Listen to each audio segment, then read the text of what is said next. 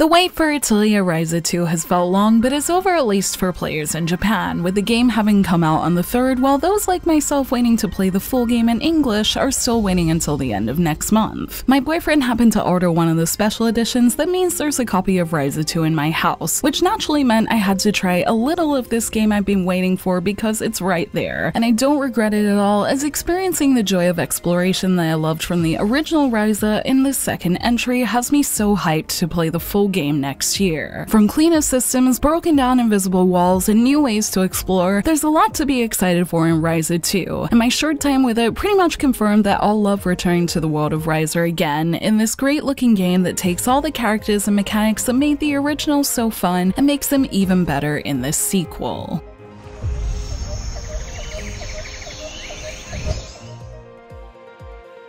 Continuing 3 years after the events of the first Atelier Ryza, the second entry once again follows her story of being a once ordinary daughter of an ordinary wheat farmer who has grown into an extraordinary alchemist after her first big adventure. Since that time, she's been staying on Kuken Island and honing her alchemy skills alone, but is starting to feel like she's in a slump until one day she's delivered a mysterious egg and asked to uncover its mysteries. With that goal, she heads to the royal city Ashram Byre to meet with old friends like Tao to help her in her quest while getting a change of pace, with this journey leading her to meet new friends and old and go on more adventures as we discover more about her and the history of a new part of Atelier Ryza's world.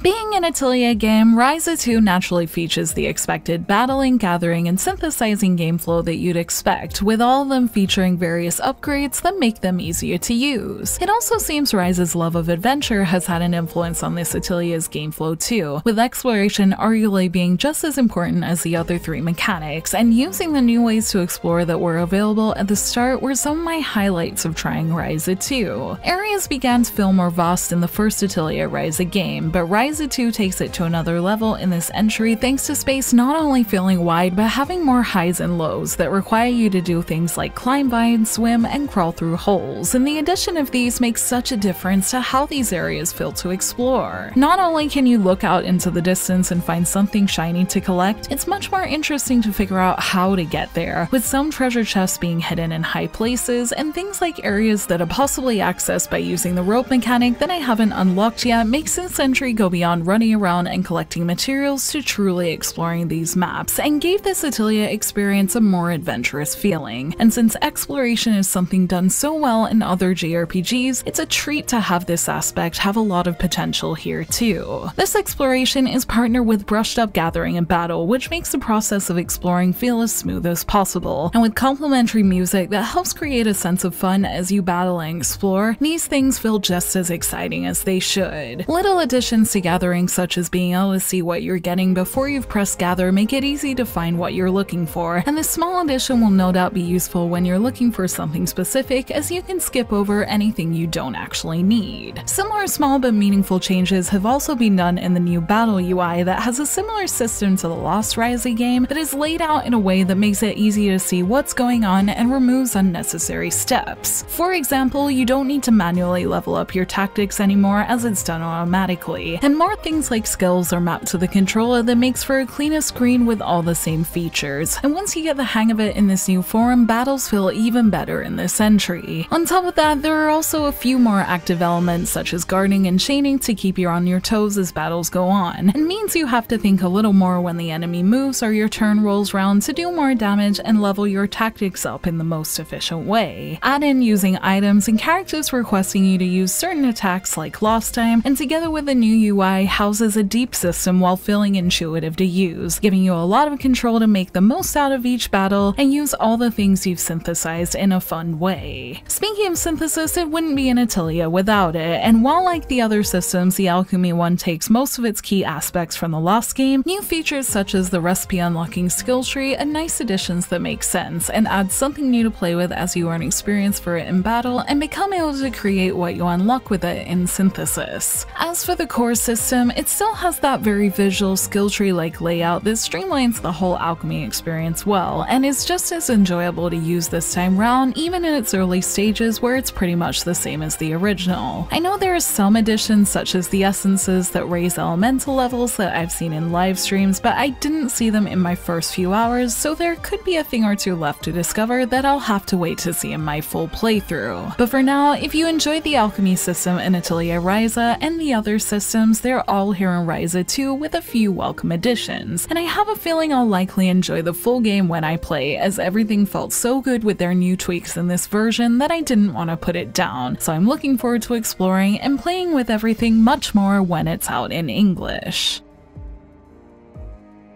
My time with Ryza 2 gave me many reasons to be excited about its core systems, but there are also other little things in it that made the world feel special this time round. Between Atelier Ryza and Ryza, there was definitely a jump in graphics, but Ryza 1 and 2 likely use the same engine, so I wasn't expecting it to feel that different. In spite of this, I ended up being really impressed with how the hub town feels more grand in this entry compared to the small village in Ryza, with things like higher buildings making the city feel huge. It is worth noting that many of the buildings aren't actually accessible aside from the atelier and places that relate to the plot, so a lot of it is just for show, at least before quests come in. But regardless, I really like how the look of the town makes it feel different to Ryza's village as it should, with even some very cute new NPC types making it feel like there are more types of people walking around in this big new location. It's also really nice to see things we do know from Atelier Ryza, like its characters. Ryza's energetic personality was refreshing to see again. Even though she has grown up a little and is trying to be independent, she still feels like the same Ryza at heart that picks on Tao and has that adventurous spirit that's exactly why I love her. New characters were shown in my first few hours with Ryza 2, and the ones I played with I liked so far, but I don't want to spoil too much about when they come in, as I want it to be just as exciting for everyone else. I will say I think their designs and personalities seem to complement the original group so far though, and there's a few relationships between old and new characters that I'm curious to learn more about, so it'll be interesting to see the group come together in full, and I think it's something worth looking forward to in this sequel. Finally, my experience seeing this world and its characters again was on Switch, and I'm glad to say the game seems to run really nicely on it, as new Ateliers seem to do, which is great to see, as even though it's coming to PS5, it's nice to see it still running smoothly on less powerful systems. In docked mode it looked great on my TV, and in handheld the world still looked and ran beautifully. So if you like to play on Switch, this version seems perfectly fine, and while I'm sure the PS4 and PS5 will offer some extra sharpness and other small improvements, I still appreciate that you can pretty much choose a version based on what you have, and with a world bigger in scale than The Lost, I can definitely see the benefit of being able to play it on the go. So even though I'll still probably be getting it for PS4 for that little bit of extra sharpness when I make my review, I'm glad that it's just as good as more recent Atelier ports, and that this fun game can be experienced by most players when it's released in the West next month.